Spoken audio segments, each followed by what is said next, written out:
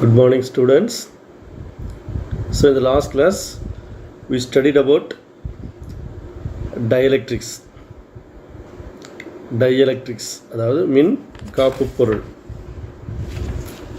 அதில் polar molecules, நான் polar molecules அப்படிங்கிறத பற்றி பார்த்தோம்.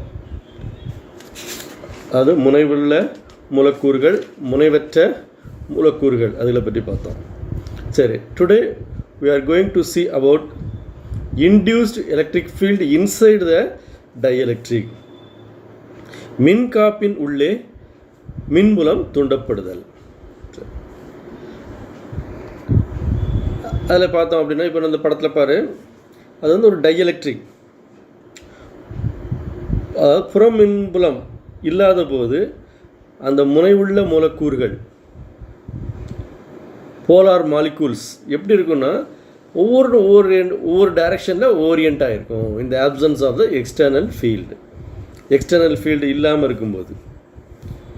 அதே இது நம்ம எக்ஸ்டர்னல் ஃபீல்டு கொடுத்தோம் அப்படின்னா தே ஓரியன்ட் தெம்செல்ஸ் இந்த பர்டிகுலர் டைரக்ஷன். ஒரு குறிப்பிட்ட டைரக்ஷனில் என்ன செஞ்சிருது, அலைன் ஆகுது. அதை அடுத்த படத்தில் பார்க்குறோம். இப்போ வந்து நம்ம ஒரு கடத்தின்னு வச்சுக்க, ஒரு கண்டக்டர்னு வச்சுக்க, அதில் வந்து ஒரு புறம் மின்பலத்தில் வைக்கும் பொழுது, ஒரு எக்ஸ்டர்னல் எலக்ட்ரிக் ஃபீல்டில் வைக்கும்போது அதில் வந்து என்ன தூண்டப்படும், ஒரு அகமின்புலம் உண்டாகும். அது என்ன செஞ்சிடும் அப்படின்னா புறம் மின்புலத்தை சமன் செஞ்சிடும். அந்த இன்டர்னல் ஃபீல்டு, அதில் அந்த இன்டியூஸ்டு ஃபீல்டு என்ன ஆயிரும் அப்படின்னா அதில் அப்ளை பண்ணக்கூடிய எலக்ட்ரிக் ஃபீல்டு என்ன செய்யும், கேன்சல் ஆகிரும். ஏன்னா already they have the free electrons. அந்த ஃப்ரீ எலக்ட்ரான்ஸ் மூவ் ஆகிக்கிட்டே இருக்கும். அதில் நம்ம எக்ஸ்டர்னல் ஃபீல்டு அப்ளை பண்ண உடனே it create the internal field, electric field. அந்த ஃபீல்டு என்ன பண்ணோம், தி கேன்சல் த எக்ஸ்டர்னல் ஃபீல்டு. அந்த இன்டர்னல் எலக்ட்ரிக் ஃபீல்டு வந்து எக்ஸ்டர்னல் எலக்ட்ரிக் ஃபீல்டு செய்யும், கேன்சல் பண்ணும். ஆனால் டைஎலக்ட்ரிக்கில் அது என்ன செய்யாது, நடக்காது. டைஎலக்ட்ரிக்ஸில் ஏன் அப்படின்னா அதில் வந்து there is no free electrons. All the electrons are bound to the nucleus. நம்ம எக்ஸ்டர்னல் எலக்ட்ரிக் ஃபீல்டு கொடுத்த பிறகு தான் தே ஓரியன்ட் தெம்செல்ஸ் இந்த பர்டிகுலர் டைரக்ஷன். என்ன செய்யும், ஒரு குறிப்பிட்ட டைரக்ஷனில் என்ன செய்யும், ஒருங்கிணைக்கும். அந்த டைபோல்ஸ் அந்த யூனிஃபார்ம் ஃபீல்டு அப்ளை பண்ண பிறகு தான். அப்போது இப்போ அதில் அது ரெண்டாவது படத்தில் பாரு, இப்போ வந்து ஒரு டைஎலக்ட்ரிக் ஸ்லாப், அதாவது ஒரு மின் காப்பு பொருளை வந்து என்ன செஞ்சிடறோம், ரெண்டு பேரல் பிளேட்டுக்கு இடையில என்ன செஞ்சிடறோம், வச்சுருந்தோம்.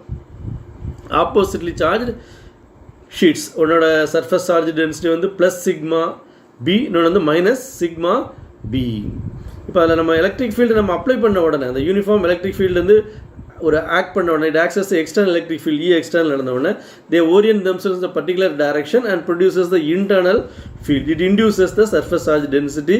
இந்த சார்ஜ் தான் நம்ம என்ன சொல்கிறோம், பவுண்ட் சார்ஜஸ்ன்னு சொல்கிறோம். பவுண்ட் சார்ஜஸ் அதாவது கட்டுண்ட மின் துகள் பவுண்ட் சார்ஜஸ். ஆனால் என்ன, இந்த இப்போ கடத்தியில் இருக்கக்கூடிய கற்ற எலக்ட்ரான்களை போகிற மாதிரி நினச்ச முடியாது. இது வந்து ஃப்ரீயாக நினச்ச முடியாது, மூவ் பண்ண முடியாது. இதுக்கு தான் என்ன பேர், கட்டுண்ட மின் துகள்கள், பவுண்ட் சார்ஜஸ்னு பேர். சரி, இது எதில் பார்க்கலாம், காமனாக பார்க்கலாம் அப்படின்னா ஒரு பலூனை தேய்ச்சோம், ரப் பண்ணோம் அப்படின்னா நினச்சி it will become a charged one. இந்த பலூன் பார்த்தோன்னா என்ன செய்வோம், சார்ஜ்டு ஆகிடும். ஃபஸ்ட்டு ஒரு பலூன் எடுத்துக்கிட்டு அதை என்ன செஞ்சிடும், ரப் பண்ணுறோம், it will become a charged one. அதை வந்து ஒரு சுவர் பக்கத்தில் வச்சிட்டோம்னா, ஒரு வால் பக்கத்தில் வச்சோம்னா அந்த வால் என்ன செய்யும், ஒட்டிக்கிடும். அதை நீ பார்க்கலாம். இந்த பலூன் ஏதாவது ஒரு திணிச்சு நல்லா தேய்ச்சிட்டா சார்ஜ் ஆகிடும். அதை வந்து ஒரு சுவர் பக்கத்தில் கொண்டு போய் ஒட்டி வச்சோம்னா என்ன செய்யும், ஒட்டும். அது எதனால அப்படின்னா இந்த நெகட்டிவ்லி சார்ஜ்டு பலூன், அந்த பலூன் என்ன ஆயிடுது, நெகட்டிவ்லி சார்ஜ்டு பலூன் ஆயிடுது. அதை வால் பக்கத்தில் கொண்டு போன உடனே, அந்த சோர் பக்கத்தில் கொண்டு போன உடனே it polarises opposite charge at the surface of the wall. அந்த சோரில் என்ன செய்யும், ஆப்போசிட் சார்ஜ்னா இப்போ படத்தில் பாரு, அதை நம்ம பக்கத்தில் கொண்டு போன உடனே அந்த பக்கத்தில் என்ன ஆயிடுது, ஒரு பாசிட்டிவ் சார்ஜ் வந்துடுது, ப்ளஸ். அது என்ன பண்ணும், அட்ராக்ட் பண்ணும். அந்த பலூன் என்ன பண்ணும், அட்ராக்ட் பண்ணும், which attracts the balloon. இதான் என்னது படத்தில் காமிச்சிருக்கு. சரி, அடுத்தல டைஎலக்ட்ரிக் பிரேக் டவுன். இப்போ நம்ம என்ன செய்யறோம், எக்ஸ்டர்னல் ஃபீல்டை நம்ம அப்ளை பண்ணுறோம், எக்ஸ்டர்னல் எலக்ட்ரிக் ஃபீல்டு அப்ளை பண்ணுறோம். இதில் டைஎலக்ட்ரிக் அது வந்து ரொம்ப அதிகமாக இருக்கும் பொழுது, சாதாரண எலக்ட்ரிக் ஃபீல்டு அப்ளை பண்ணால் என்ன செய்யாது, கண்டக்ட் பண்ணாது. ஒரு அதிகமான அளவில் எக்ஸ்டர்னல் எலக்ட்ரிக் ஃபீல்டு அப்ளை பண்ணும்போது இட் டியர்ஸ் த ஆட்டம். அந்த கட்டமைப்பு என்ன செஞ்சிருது, உடைச்சிருது. கட்டுண்ட மின்துகள்கள் வந்து என்னது, கட்டுரா மின்துகள்களாக என்ன செஞ்சிருது, மாறுது. It tears the atom apart so that the bound charges become free charge. இப்போ நம்ம முதல்ல பார்த்தது பவுண்ட் சார்ஜஸ் பார்த்தோம். இது வந்து என்ன ஆயிருது, ஃப்ரீ சார்ஜஸ் ஆயிருது. அது எப்போ, when the external field applied to a dielectric is very large, it tears the atom apart so that the bound charges become free charges. அதில் அட்டாச் பண்ண சார்ஜ் என்ன ஆயிருது, ஃப்ரீ சார்ஜஸ் என்ன செஞ்சிருது, மாறுது. அதாவது மின்காப்பிற்கு அளிக்கக்கூடிய புற மின்புலம் அதிக வலிமை உள்ளதாக இருக்கும் பொழுது அது என்ன நடக்கும், அணுக்கருவில் உள்ள எலக்ட்ரான் கட்டமைப்பு என்ன செய்து உடைந்து கட்டுண்ட மின்துகள்களை கட்டுரா மின்துகளாக ஆக்கிறது. இந்த நிலையில் என்ன செய்யும், அந்த மின்காப்பு பொருள் என்ன செய்யும், கடத்த ஆரம்பிக்கும். தென் த டயலெக்ட்ரிக், இதனால் கட்டுரா மின்துகள் வந்ததுனால then the dielectric starts to conduct electricity. அந்த டயலெக்ட்ரிக் என்ன ஆயிருது, இது கண்டக்ட் த எலக்ட்ரிசிட்டி. எலக்ட்ரிசிட்டி என்ன பண்ணும், கடத்தும். குறிப்பிட்ட அந்த எக்ஸ்டர்னல் ஃபீல்டு வந்து குறிப்பிட்டதோட அதிகமானோட என்ன செஞ்சிருது, கடத்த ஆரம்பிச்சிருது. This is called as dielectric breakdown. அதுக்கு தான் என்ன பேர், டயலெக்ட்ரிக் பிரேக் டவுன், மின் காப்பு முறிவு. அந்த குறிப்பிட்ட புறமின்பலம் அதோட வலிமை அதிகமாக இருக்கும் பொழுது அந்த அணுக்களில் உள்ள கட்டமைப்பை உடைத்து கட்டுண்ட மின்துகள்களை என்ன ஆயிருது, கட்டுரா மின்துகள்களாக ஆக்கிறது. அதனால அந்த மின்காப்பு பொருள் என்ன பண்ணும், மின்னோட்டத்தை கடத்த ஆரம்பிக்கும். இதுக்கு தான் என்ன பேர், மின்காப்பு முறிவு. What is dielectric breakdown கேட்கலாம். அடுத்து நம்ம பார்க்குறது டயலெக்ட்ரிக் ஸ்ட்ரென்த். டயலெக்ட்ரிக் ஸ்ட்ரென்த், மின்காப்பு வலிமை. மின்காப்பு வலிமை அப்படின்னா என்ன அப்படின்னா, the maximum electric field the dielectric can withstand before it break down. இப்போ நம்ம பிரேக் டவுன் என்னன்னு பார்த்தோம். இப்போ பிரேக் டவுன்னா அந்த கட்டுரா எலக்ட்ரான் கட்டுண்ட மின்துகள் என்ன செஞ்சிருது, கட்டுரா மின்துகளாக மாறிடுது. அவர் குறிப்பிட்ட மின்புலம் கொடுத்தா அதுக்கு குறிப்பிட்ட அளவு தாண்டும் போது அப்போ எந்த மேக்ஸிமம் எலக்ட்ரிக் ஃபீல்டு கொடுத்து அது விஸ்டாண்ட் ஆகுது, அந்த பிரேக் டவுனுக்குள்ளே இருக்குது, அதுதான் இப்போ dielectric strength. The maximum electric field the dielectric can withstand before it break downs is called as dielectric strength.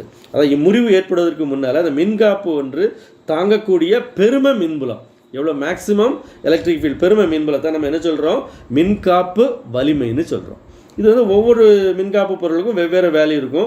உதாரணமாக காற்று, ஏருக்கு அதோட வேல்யூ வந்து 3 × 10⁶ வோல்ட் பெர் மீட்டர், அதோட டயலெக்ட்ரிக் ஸ்ட்ரென்த்து. இதே மாதிரி ஒவ்வொன்றுக்கும் ஒவ்வொரு வேல்யூ. மைக்கா, டெஃப்லான், பேப்பர், ஏருக்கு 3 × 10⁶ வோல்ட் பெர் மீட்டர், பைரஸ், கிளாக்ஸ், இந்த மாதிரி ஒவ்வொன்றுக்கும் இந்த வேல்யூ கொடுத்துருக்காங்க டேபிளில், அதை பார்த்துக்க.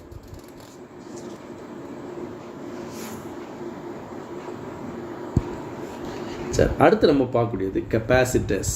கெப்பாசிட்டர்ஸ் தமிழில் பார்த்தோன்னா மின் தேக்கிகள்.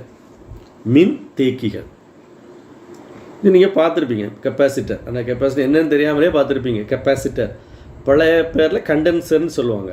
கண்டென்சர் அது இதில் பார்க்கலாம் அப்படின்னா ஃபேன், மோட்டார் இதெல்லாம் இருக்கும். ஒரு ஒயிட் கலரில் ஒரு சிலிண்ட்ரிக்கல் ஷேப்பில் இருக்கும். இதை பாரு, இதானது கெப்பாசிட்டர். இது வந்து மோட்டரில் உள்ள ஒரு கெப்பாசிட்டர், தெரியுதா? கெப்பாசிட்டர் நீங்கள் சாதாரணமாக பார்த்துருப்பீங்க. ஃபேனில் இருக்கும். மேலே ஃபேனை கழட்டி பார்க்கும்போது, சீலிங் ஃபேனை மேலே கழட்டும் போது இந்த மாதிரி ஒரு கெப்பாசிட்டர் என்ன செய்யும், இருக்கும். அப்போ கெப்பாசிட்டர்னு என்ன, it is a device. Capacitor இது டிவைஸ் அப்படின்னா இது ஒரு எலக்ட்ரிக்கல் டிவைஸ். அதோட டிவைஸ் என்ன பண்ணுது, it is use to store electric charge and electrical energy. இப்போ கெப்பாசிட்டருங்கிறது என்னது, it is a device which is use to store the electric charge and electrical energy. 2 மார்க்கில் வாட் இஸ் எ கெப்பாசிட்டர்னு கேட்டால் என்ன எழுதுவா, it is a device. Capacitor is a device. It is use to store electric charge and electrical energy. மின்தேக்கிகள் என்பது மின்துகள் மற்றும் மின்னாற்றலை சேமிக்க உதவும் ஒரு கருவி. அவ்வளோதான், அது கருவி. It is a device. அதில் என்ன இருக்கும், இந்த கெப்பாசிட்டரில் என்ன இருக்கும். இப்போ இது வந்து கெப்பாசிட்டர் டயக்ராம் புக்கில் இருக்குது, பார்த்துக்க. இதில் நிறைய ஷேப், டிஃப்ரெண்ட் ஷேப். இப்போ நான் காமிச்சது வந்து இந்த ஃபேனில் இருக்கக்கூடிய ஃபேனு, மோட்டரில் இருக்கக்கூடியது இந்த மாதிரி ஷேப்பில் இருக்குது. இப்போ வெவ்வேறு ஷேப்பில் கொடுத்துருக்காங்க, படத்தில் பார்த்துக்க. இந்த எலக்ட்ரானிக் சர்க்யூட்ஸ் எல்லாத்துலேயுமே வரும். இப்போ டிவி இதெல்லாம் நம்ம இந்த போர்டு அசம்பிள், இந்த போர்டில் பார்த்தோன்னா நிறைய கெப்பாசிட்டர் இருக்கும். அது வெவ்வேறு ஷேப்பில் நிச்சயம் இருக்கும்.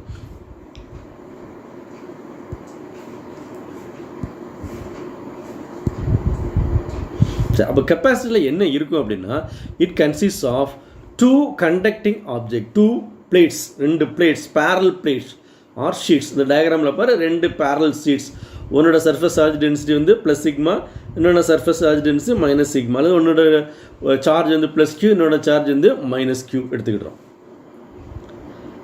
அதை வந்து நினச்சிடும் we can connect த பேட்டரிக்கு நினச்சிடும் கனெக்ட் பண்ணியிருக்கோம். அடுத்த டயக்ராமில் பாரு.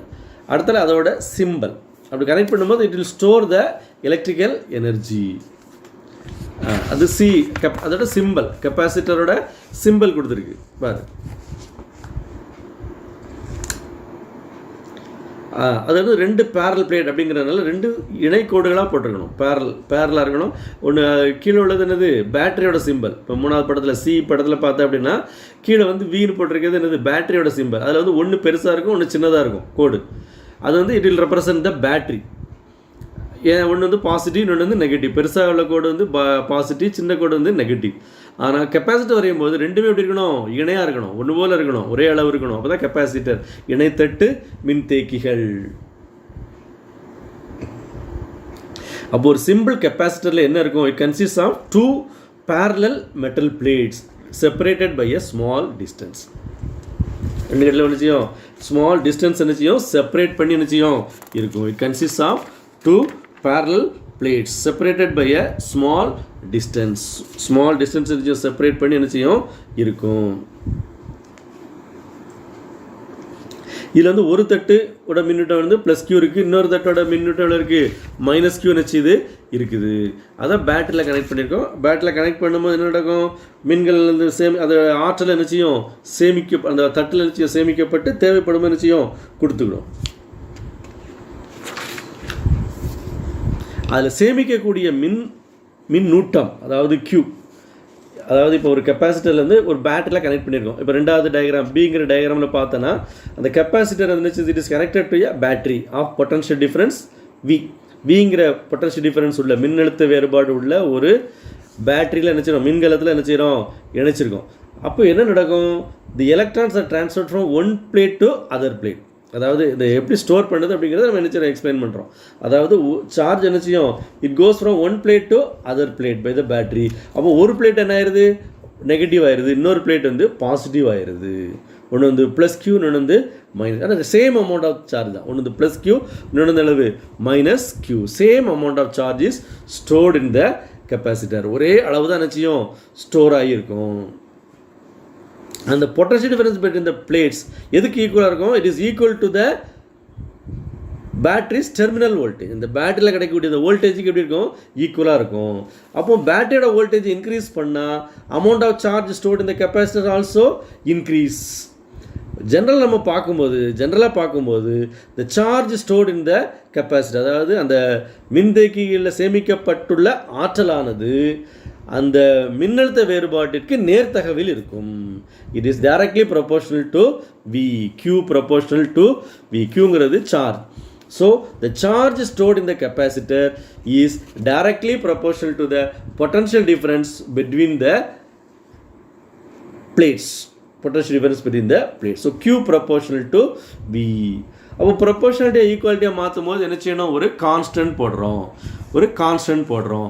So that is equal to C. So Q is equal to C into we.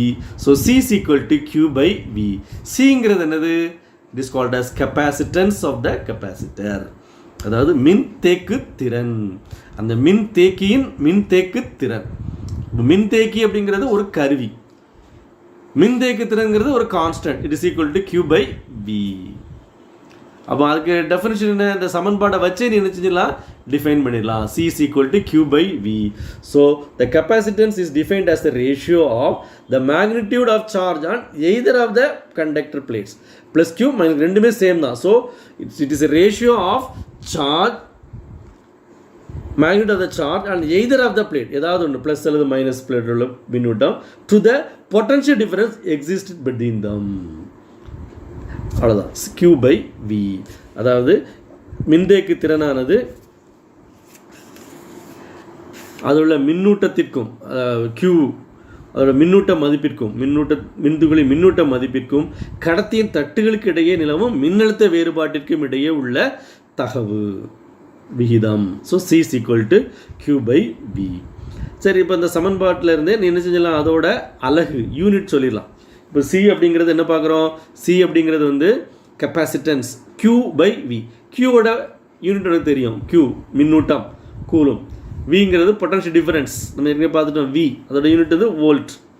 அப்போது கூலும் பெர் வோல்ட் அப்படி சொல்லலாம், கூலும் பெர் வோல்ட். ஆனால் அதை நம்ம என்ன சொல்கிறோம், மைக்கேல் ஃபேரடேயோட ரிமெம்பரன்ஸாக அதை ஃபேரட்னு சொல்கிறோம், ஃபேரட்.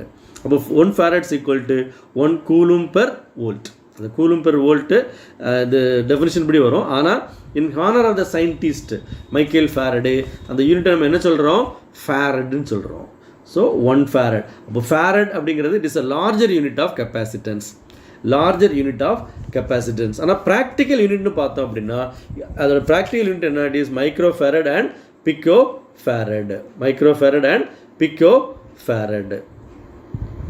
ப்ராக்டிக்கல் யூனிட் என்னது, micro farad and pico farad. Macron அளவு 10⁻⁻6, 10⁻⁻6 farad. அப்போ 1 microfarad = 10⁻⁻6 farad.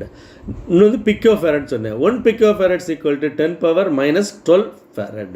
அப்போது கெப்பாசிட்டர்ஸில் என்ன செய்யும் அந்த வேல்யூ, இப்போ நான் பல ஒரு கெப்பாசிட்டர் காமிச்சேன், அதில் என்ன எழுதியிருக்கு அப்படின்னா 60 microfarad. அதில் நீ பார்க்கலாம், அதில் எழுதியிருப்பாங்க சைடில், தெரியுதா, அதில் எழுதியிருக்காங்க, அதில் வேல்யூ பார்த்தோன்னா 60 microfarad எழுதியிருக்காங்க, மைக்ரோ. அப்போ ப்ராக்டிக்கல் யூனிட் என்ன, micro farad or pico farad. General unit வந்து என்னது, ஃபேரட். அதை ரெப்ரசன்ட் பண்ணக்கூடிய சிம்பிள் போட்டிருக்கோம், அதை பார்த்துக்க. இப்போ நம்ம இந்த சார்ஜ் ஸ்டோர்ட் இந்த கெப்பாசிட்டர்னு சொல்லும்போது அது வந்து ஏதாவது ஒரு பிளேட்டில் ஸ்டோர் பண்ணக்கூடிய charge, whether it may be இந்த positive or negative, plus or minus, ரெண்டுமே ஈக்குவல் தான். ஏன்னா நம்ம மொத்தமாக எடுத்துட்டோம் அப்படின்னா என்ன ஆயிரும், டோட்டல் சார்ஜ் என்ன ஆயிரும், ப்ளஸ் Q மைனஸ் Q சேர்க்கும்போது Q மைனஸ் Q 0 ஆயிரும், Q மைனஸ் Q ஆயிரும் 0 ஆயிரும், மொத்த மின்னூட்டம் முன்னஞ்சி சுழின் ஆயிரும். அதனால் நம்ம ரெப்ரசென்ட் பண்ணும்போது இப்போ C = Q/Vன்னு வருதுன்னா அந்த Qங்கிற சார்ஜ் நம்ம என்ன எடுத்துக்கிட்டோம், சார்ஜாக எனி ஒன் ஆஃப் த பிளேட்னு எடுத்துக்கிட்டோம். மொத்த மின்னூட்டம்னு எடுத்துட்டோம்னா Q மைனஸ் Q ஆயிரும், சுழி ஆயிரும்.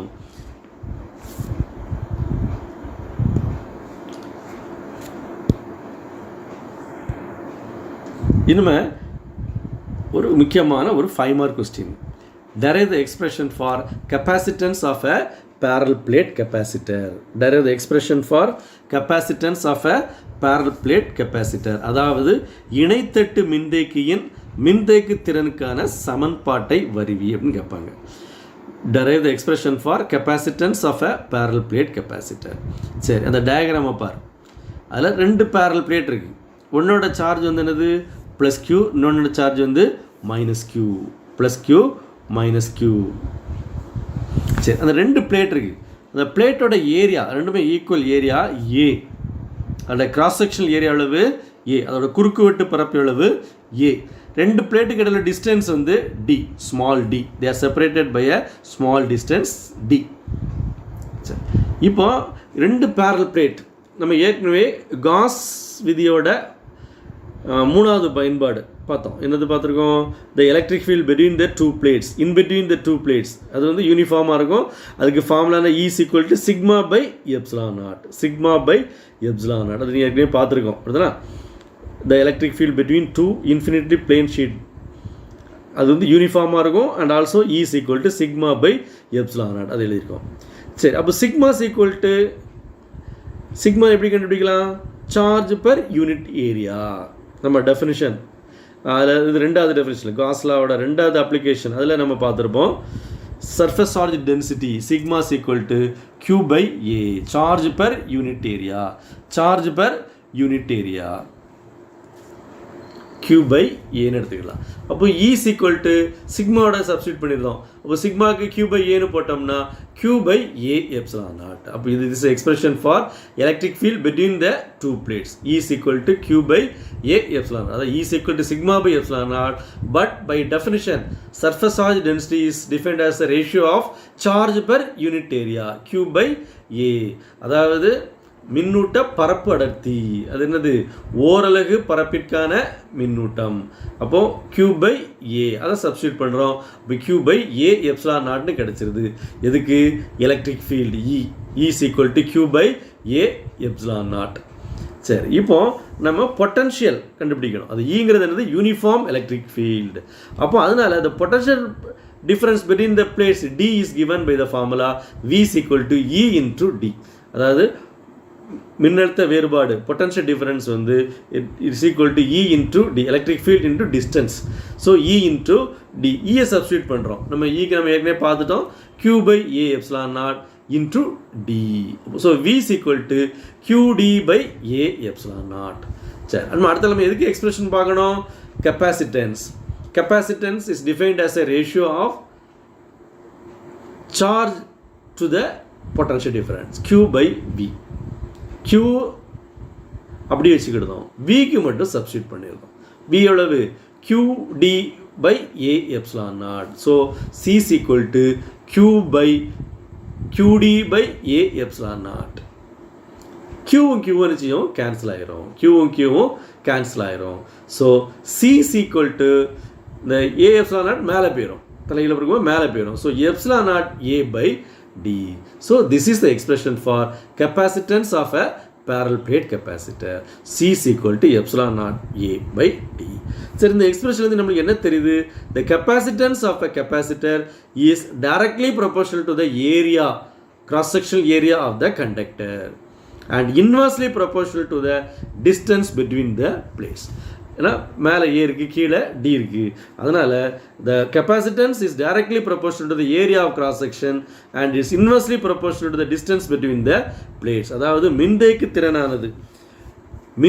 திறனானது அதன் குறுக்குவெட்டு தட்டுகளின் குறுக்குவெட்டு பரப்பிற்கு நேர்த்தகவிலும் அவற்றிற்கு இடைப்பட்ட தொலைவிற்கு எதிர்த்தகவிலும் உள்ளது. சரி, இப்போ இதில் ரெண்டு ஸ்பெஷல் கேஸ் பார்க்குறோம்.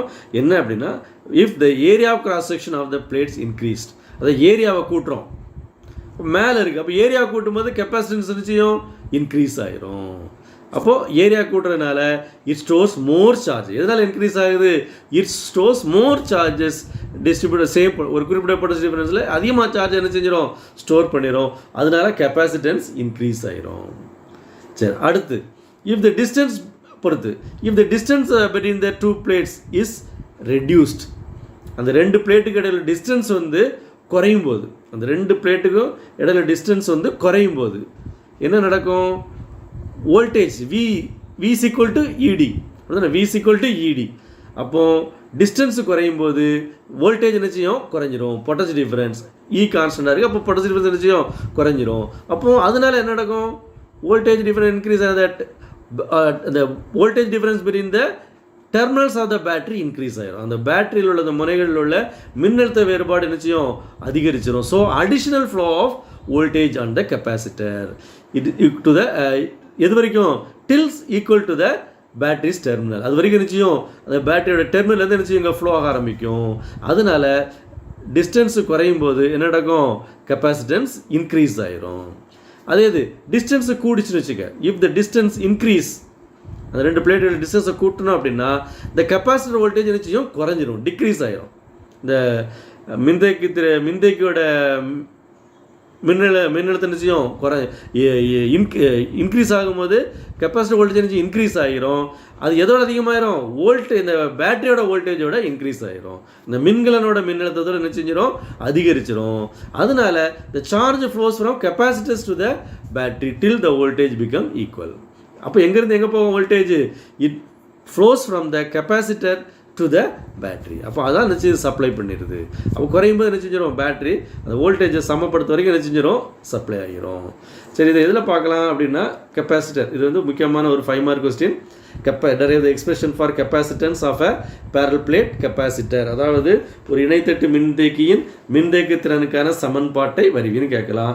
அப்போ நம்மளுக்கு சிம்பிள் தான். 2 parallel plate எடுக்கிறோம். 2 parallel plate அதோட சார்ஜ் வந்து +Q, இன்னொன்று வந்து -Q. அதோட ஏரியா வந்து A, இடைப்பட்ட தொலைவு வந்து அளவு D. அப்போ E is equal to sigma by epsilon. இதான் நம்ம ஆல்ரெடி டெரைவ் பண்ணக்கூடிய எக்ஸ்பிரஷன் தான். அதை எடுத்துக்கிட்டோம். The electric field between the two plates E is equal to sigma by epsilon naught. அதே மாதிரி sigma is equal to Q by A. இது நமக்கு எக்ஸ்பிரஷன் தெரியும் காஸ் லாவோட அப்ளிகேஷன்ல இருந்து. அப்போ E is equal to என்ன ஆயிரும்? அந்த சிக்மாவை சப்ஸ்டியூட் பண்ணிட்டோம்னா Q by A epsilon naught வந்துடுது. அடுத்ததுல V is equal to ED. அப்போ E நம்மளுக்கு Q by A epsilon naught into D. அதான் சப்ஸ்டியூட் பண்ணிடுவோம். C is equal to Q by V ல சப்ஸ்டியூட் பண்ணால் Q கேன்சல் ஆயிரும். So C is equal to epsilon naught A by D. முக்கியமானது. இந்த கெப்பாசிட்டரோட use என்ன? கெப்பாசிட்டி இதில் பார்க்க நம்ம ஈஸியாக பார்க்கலாம் ஃபேனில். அப்படின்னா ஃபேனில் பார்த்துருப்பீங்க நிறைய பேர் இந்த கெப்பாசிட்டரை இந்த மாதிரி. இது வந்து கொஞ்சம் பெரிய சைஸ், இது வந்து மோட்டரில் உள்ளது. இதோட கொஞ்சம் சின்ன சைஸாக இருக்கும். அது வந்து என்ன செய்யணும், ஃபேனில் பார்த்துருப்பீங்க. அதோட யூஸ் என்ன அப்படின்னா, இப்போ சிலரை நீங்கள் பார்க்கலாம், அந்த ஃபேன் வந்து சுற்றாது. அது அடிக்கடி நீ சிலர் பார்த்துருக்கலாம். ஃபேன் இருந்துச்சு அது சுற்றாது. அது வந்து நம்ம கைட்டை சுற்றி விட்டோம்னா சுற்ற ஆரம்பிச்சிடும். அப்சர்வ் பண்ணியிருப்பீங்கன்னு நினைக்கிறேன். அப்படின்னா சில அந்த ஃபேனை சுவிட்சை போட்டாலும் நினச்சி அது சுற்றாமல் இருக்கும். அதை ஒரு சுற்றி விட்டோம்னா என்ன செய்யும், சுற்ற ஆரம்பிச்சிடும். எதனால் இந்த ஒரு ஆப்ஜெக்டை சுத்த வைக்கணும் அப்படின்னா there must be a torque applied on the object. ஒரு டார்க் நிச்சயம் வேணும். அப்போ சீலிங் ஃபேனுக்கு அந்த இனிஷியல் டார்க் எதை கொடுக்கு, கெப்பாசிட்டர் கொடுக்கு. அந்த அதிகமான வோல்டேஜ் கொடுத்தா தான் நினச்சி அதை வந்து நினச்சி ரொட்டேட் பண்ண முடியும். அப்போது அந்த கண்டென்சர் அந்த கெப்பாசிட்டர் வீக் ஆகிட்டு அப்படின்னா என்ன ஆயிரும், இனிஷியல் டார்க் நினச்சி அது கிடைக்காது. அதுக்கு அதை ரொட்டேட் பண்ணுறதுக்கு அந்த இனிஷியல் டார்க் நினச்சி அது கிடைக்காது. அந்த இனிஷியல் டார்க் கிடைக்காதனால, அந்த திருப்பு விசை கிடைக்காதனால என்ன செய்ய முடியாது, சுற்ற முடியாது. அப்போ அதை சுற்றி விட்டோம்னா அதுக்கப்புறம் நிச்சயம் கிடைக்கக்கூடிய அந்த வோல்டேஜ்னால நம்ம கொடுக்கக்கூடிய கரண்ட்லாம் நிச்சயம் அது பாட்டு சுற்ற ஆரம்பிச்சிடும். அப்போ அது மின்தேக்கி இருக்கனால நம்ம சுவிட்ச் போட்டோன்னு என்ன செஞ்சிருது, அந்த அந்த ஃபேன் என்ன செஞ்சிருது, சுற்றுது. புரியுதா? அதை சுற்றுறதுக்கு என்ன வேணும், அதுக்கு ஒரு டார்க், அதை சொல்ல செய்யறதுக்கு என்ன வேணும், திருப்பு விசை என்ன செய்யணும் வேணும். அந்த திருப்பு விசை எப்படி கிடைக்கும், அந்த மின்தேக்கிலேருந்து கிடைக்கும். அந்த இனிஷியல் டார்க், அந்த திருப்பு விசை முதல்ல கிடைக்கக்கூடிய திருப்பு விசை வந்து கெப்பாசிட்டர்லேருந்து கிடைக்கும். அந்த கண்டென்சர்னு சொல்கிறோம், அந்த கெப்பாசிட்டர் பழைய பேர் வந்து கண்டென்சர்னு சொல்கிறோம். அந்த கண்டென்சர்லேருந்து நிச்சயம் இது கிடைக்குது. அது மின்தேக்கி வந்து ரிப்பேர் ஆகிட்டு பழுதாயிட்டு அப்படின்னா அதுக்கு தேவைப்பட தொடக்க திருப்பு விசை நிச்சயம் கிடைக்காது. அதனால என்ன செய்ய முடியாது, சுற்ற முடியாது. நம்ம சுற்றி விட்டோம்னு நிச்சயம்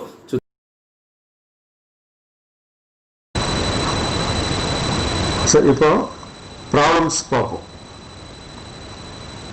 இன்றைக்கி 2 சம், ஏற்கனவே 2 சம் பார்த்தோம். ஃபர்ஸ்ட் 2 சம்ஸ் லாஸ்ட் கிளாஸில் பார்த்தோம். இப்போ 3rd and 4th some. Page number 75. இதெல்லாம் 3rd sum. First you can read the problem. நல்லா வச்சுருவோம். ப்ராப்ளம் எப்படின்னா சொல்லியிருக்கேன், ப்ராப்ளம் நல்லா வாசி. 5 ஒரே மாதிரியான மின்துகள்கள், ஒவ்வொன்றின் மின்னூட்டமும் கேபிட்டல் Q சம தொலைவில் R ஆரம் கொண்ட அரைவட்ட வடிவில் வைக்கப்பட்டுள்ளன. படம் கொடுத்திருக்கு.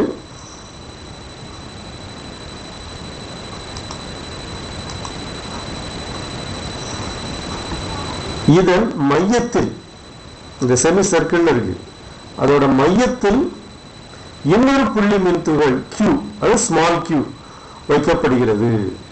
மின்துகள் Q உணரும் நிலை மின் விசையை கணக்கிடுக. அதாவது 5 identical charges Q, capital Q, they are placed equidistant on a semicircle as shown in the figure. Another point charge Q is kept at the center of the circle of radius capital R.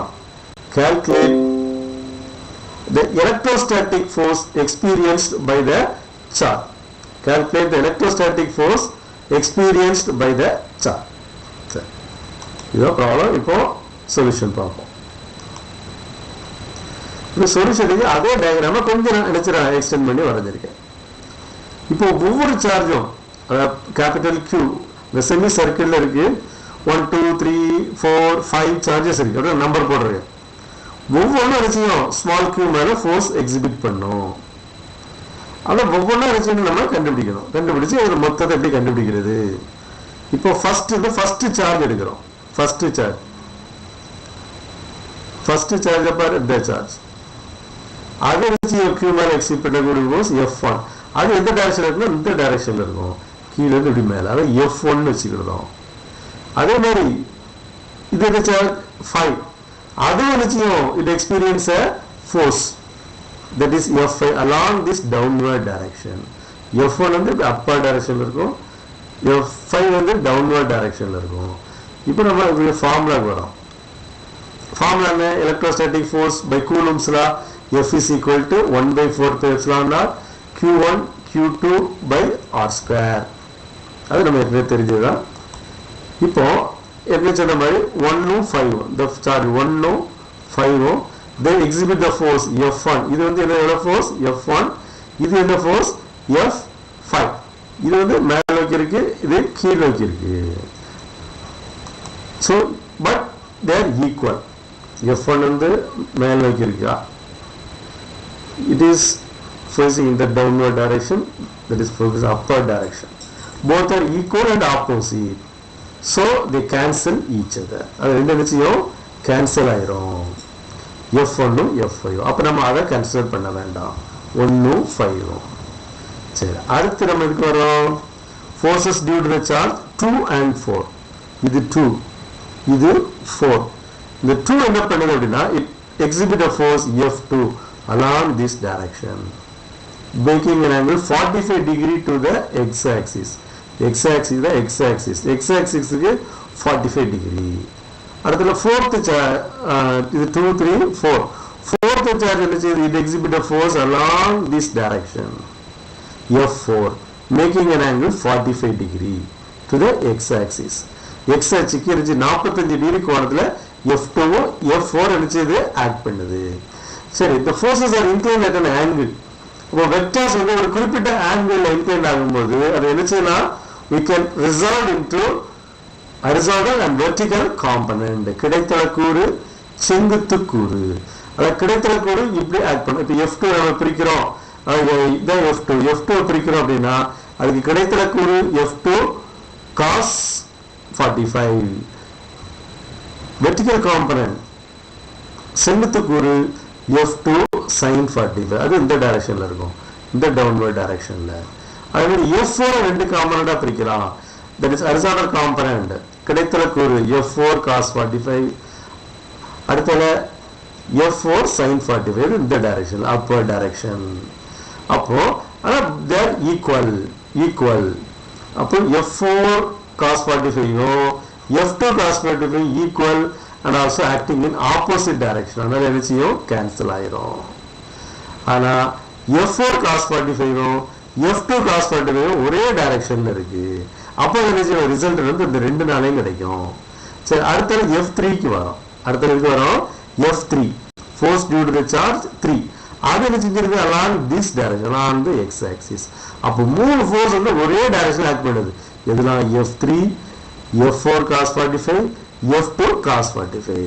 அப்போ resultant force நம்ம என்ன கிடைக்கும், இதெல்லாம் F3 plus F2 cos 45 plus F4 cos 45. இவ்வளவுதான். நம்ம formula ஏற்கனவே கண்டுபிடிச்சிட்டு நம்ம அதை சப்ஸ்டிட்யூட் பண்ண போறோம். அப்போ நம்ம forces F2 F3 F2 cos 45 and F4 cos 45 are acting along the same direction. In the direction along the x-axis. சரி, இப்போ நம்ம ரிசல்டன்ட் ஃபோர்ஸ் கண்டுபிடிச்சோம் அப்படின்னா total force F is equal to F3 plus F2 cos 45 plus F4 cos 45. சரி, இப்போ substitute பண்ண போறோம் எல்லாத்துக்கும். அப்போ F3 க்கு போட்டோம்னா 1/4 Q into Q. Q1 வந்து ஸ்மால் q, Q2 வந்து capital Q by capital R square. Radius அல்லது கேபிட்டல் R square சப்ஸ்டிட்யூட் பண்ணிட்டோம். F2 அதேதான், எல்லா சார்ஜும் சென்டர்ல இருக்கக்கூடிய சார்ஜ் வந்து ஸ்மால் q, செமி சர்க்கிள் இருக்கக்கூடிய சார்ஜ் எல்லாமே என்னது கேபிட்டல் Q. அப்போ எல்லாத்துக்கும் அதேதான், Q by R square. இங்கே cos 45 வருது, அதே மாதிரி இதுலேயும் cos 45 வருது. சரியா, அப்போ எல்லாத்துலேயும் காமன் என்ன இருக்கு, 1/4 Q by R square. அதை காமனாக எடுத்துருக்கோம். 1/4 Q by R square. அப்போ இங்கே என்ன இருக்கு, 1. இங்கே இருக்கு cos 45 1/√2 ப்ளஸ் இதுவும் cos 45 தான் 1/√2. இன்னும் சிம்பிளிஃபை பண்றோம். 1/4 Q by R square 1 plus இங்க LCM எடுத்துட்டோம் √2 மேல 1 plus 1 2. சரி, அடுத்த ஸ்டெப் 2 எப்படி பிரிக்கலாம், √2 into √2 ஒரு √2 நிச்சயம் கேன்சல் ஆயிரும். இந்த √2 கேன்சல் ஆயிரும். அப்ப மிச்சம் என்ன இருக்கு, 1 plus √2. so result F is equal to 1/4 1 plus √2 Newton. அது என்ன, நியூட்டன். அதோட யூனிட் வந்து நியூட்டன். அதை எழுதிடணும், நியூட்டன். சரி, இப்போ இந்த வெக்டர் ஃபார்ம்ல ரெப்ரசென்ட் பண்ணணும். இதை என்ன செய்யணும், வெக்டர் ஃபார்ம்ல ரெப்ரசென்ட் பண்ணணும். வெக்டர் ஃபார்ம்ல ரெப்ரசென்ட் பண்ணா அது எந்த டைரக்ஷன்ல ஃபோர்ஸ் ஆக்ட் பண்ணுச்சு, it is acting along the X axis. அப்போ எக்ஸ் ஆக்சிஸ் அப்படிங்கும்போது காம்பனன்ட் பிரிக்கும்போது வெக்டரை காமன்ல பிரிக்கும்போது அலாங் த எக்ஸ் ஆக்சிஸ் என்ன காம்பனன்ட் வரும், I. அப்புறம் வெக்டர் ஃபார்ம்ல எழுதும்போது F vector is equal to 1/4 1 plus root 2 I cap Newton. அவ்வளவுதான். இது என்ன எந்த டைரக்ஷன்ல இருக்கு? x ஆக்சிஸ்ல இருக்கு. அதனால I cap. அவ்வளவுதான். ஒரு சம் முடிஞ்சது. இது காப்பி பண்ணிக்க. இப்போ முடிச்சிட்டோம். அடுத்த சம் என்ன செய்ய ரீட் பண்ணி பாரு. 4th some. சரி, அடுத்த சம் போலாமா?